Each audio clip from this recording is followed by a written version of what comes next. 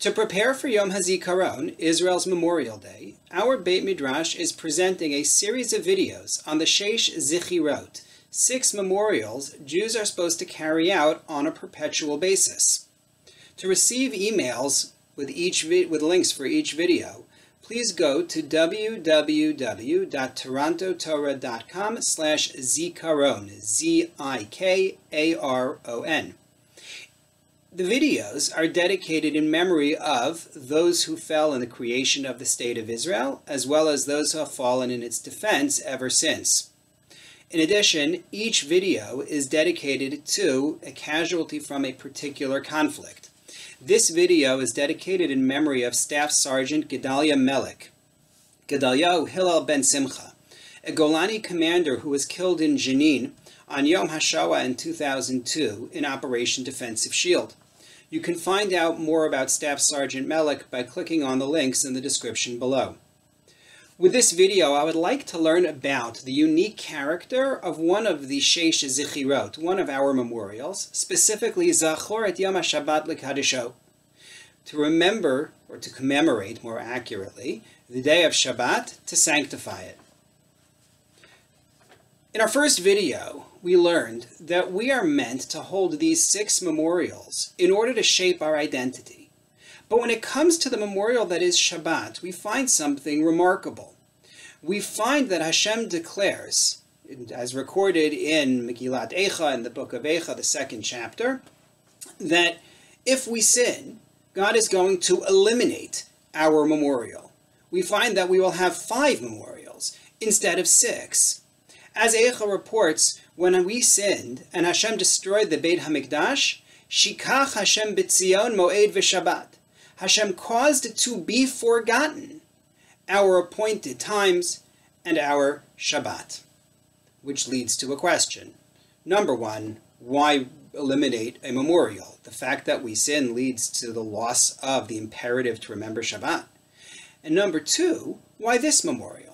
We don't find such a phenomenon regarding remembering leaving Egypt. We don't find it regarding the war with Amalek or any of the other memorials. It's only for Shabbat that Hashem says that if we fail to meet the standard that God has set, He's going to eliminate this commemoration.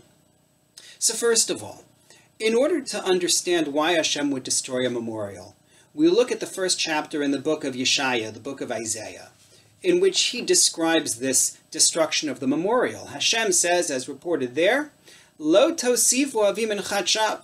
Don't bring empty gifts to me anymore. Ketoret to'evahi li. It is a rejected burning that you're bringing for me. Chodesh v'Shabbat kiro mikra. For you to hold these convocations, to gather together on Chodesh, Rosh Chodesh, and Shabbat. Lo uchal aven va'atzara. I cannot tolerate, and here's the key, Aven va'atzara, Aven aleph vav nun, I cannot tolerate corruption even as you celebrate. That's where the problem is, and God goes on to say, Chadshechem u'moadechem, Chadshechem u'moadechem sana'a nafshi. He says he hates our Chodesh, he hates our Moed hayu alai latorach. It becomes a burden for God. That's the state that we achieve when we are corrupt, even as we celebrate. In other words, social corruption makes spiritual memorial inappropriate. Shabbat requires that we earn the right to celebrate it. And if we are corrupt, then we don't have that right. And so that answers the question of what would move God to eliminate one of our commemorations: corruption. But it doesn't explain why, and it doesn't explain why this in particular. Of all of the memorials, why should this one be the one that is removed? Perhaps we can answer that it's because Shabbat is not a personal memorial for us. Shabbat is actually a shared experience with God. Unlike the other memorials, Shabbat is associated with bringing korbanot, just like the holidays, just like the Yamim Tovim are. We bring offerings to God in the Beit HaMikdash, those offerings that Yeshaya, Isaiah, said are rejected at this time. The Torah calls Shabbat Mikra Kodesh. And writing on Parshat Bo, Shmot Perek Yud Bet, the 12th chapter of the book of Exodus, Rabbi Shimshon Raphael Hirsch says that when God calls this day Mikra Kodesh, a day for calling people to sanctity, that is actually mifgash mechudash im Hashem.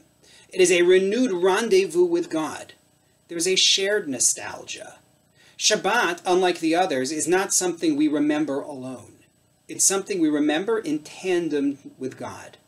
Hence the karbanot, the gifts that we bring to God in the Beit HaMikdash, in the temple on that day. And if so, then we can understand why failure to live up to God's expectations results in the withdrawal of that memorial. Because God says, I'm not interested. If you're going to be corrupt, if you will take advantage of others, then I'm not interested in remembering creation of the world with you. Taking advantage of others is what led to the Mabul, to the flood, to the destruction of the world. It's anathema. It's the opposite of what we are supposed to be doing when we commemorate creation by celebrating Shabbat. And so God says, if you're going to be corrupt, there's no need for such a memorial, and the rendezvous is off. Now, that's a negative lesson. However, there's a positive side as well, because it teaches us the unique power of our Shabbat, even in a period when we don't have a Beit HaMikdash, when we're not able to bring the karbanot, to bring these gifts. Nonetheless, Shabbat is meant to be a day of rendezvous with God. It's meant to be a shared commemoration. It's not about us remembering God created. We're remembering together. There is a bond to feel on that day. That's the power of this memorial over all of the other memorials. We've seen then that the Sheish Zechirot are not a monolithic block. They each have unique characteristics. And the unique characteristic of Shabbat is this opportunity to remember together with God so long as we live up to that standard of refined ethical behavior.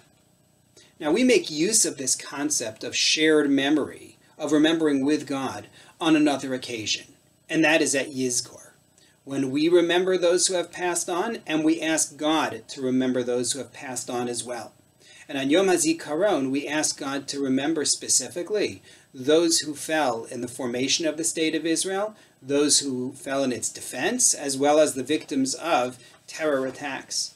Let us call upon Hashem this Yom HaZikaron to remember Gedaliyahu Hillel ben Simcha, and to look after the neshamot, the souls of the great men and women who have given their lives for the State of Israel, who gave their lives in the run-up to its creation, as well as in the past 70 years. Thank you.